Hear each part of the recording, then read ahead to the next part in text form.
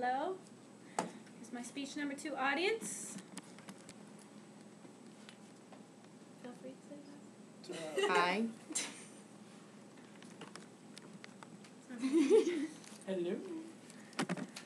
Alright, today I'm going to inform my audience about different methods of birth control for men and women. People have used birth control for more than 1,000 years. Today we have many effective and safe methods of birth control that are out there for us to use. All of us who need birth control want to find the method that is best for us. If you are trying to choose,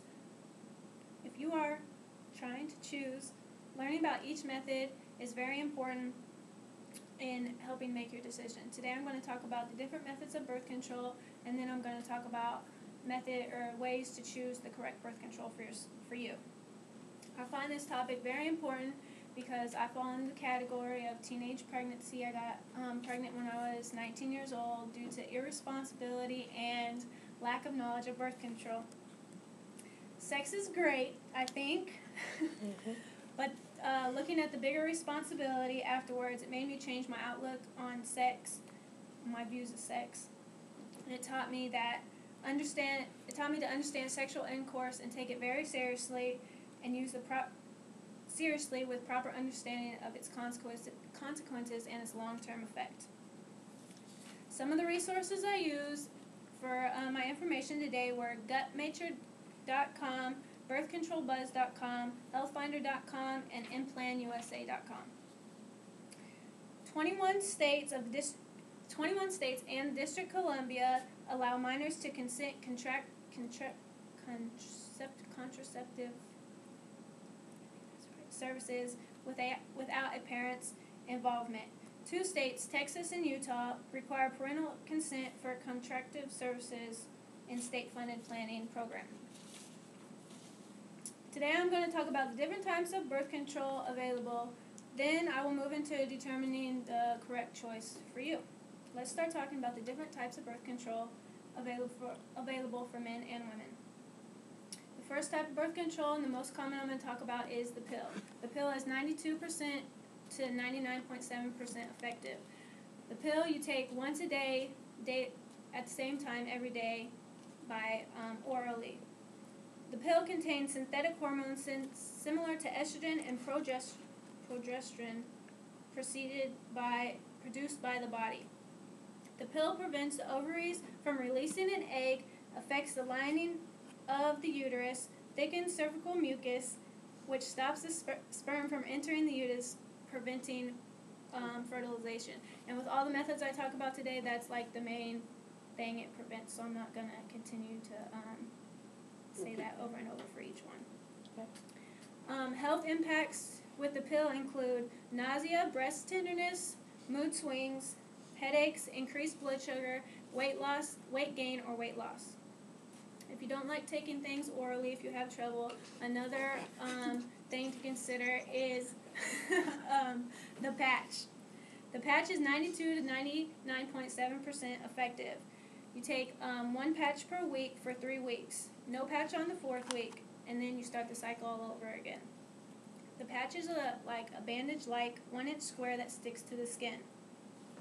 The synthetic hormones similar to estrogen and progesterone produced by the body are absorbed through the skin. Health impacts with the patch include nausea, breast tenderness, skin irritation, weight gain, weight loss, mood swings, and headaches. The patch is less effective for women weighing over 198 pounds and as well as smokers. Another type of birth control is the vaginal ring. The vaginal ring is also 92% to 99.7% effective. Women insert the ring through their vagina and leave it in for 3 weeks. On the 4th week, you can choose to take it out and you will have your period, or you can choose to keep it in and not have your period. On the 5th week, a new ring is inserted. The ring is a thin, clear, flexible 2-inch circle placed inside the vagina that slowly release synthetic hormones similar to estrogen and progesterone. Health impacts with the vaginal ring include vaginal irritation, nausea, breast tenderness, mood swings, weight loss, weight gain, and headaches. So, during sex, does that interfere with it? Does it balloon off of it? No, you won't feel it, nor you or the male will feel it. So he won't poke it? No. Oh. No. And the ring is not recommended for smokers over the age of 35. For smokers or women over the age of 35. Yeah, I said it right. Okay. The next type of birth control I'm going to talk about is the depot, also known as the shot. The shot is 92 to 99.7% effective. You get the shot every 3 months, 4 times a year. The shot is an injection of progestin, a synthetic version of the body's natural progestin. It lasts for 3 months.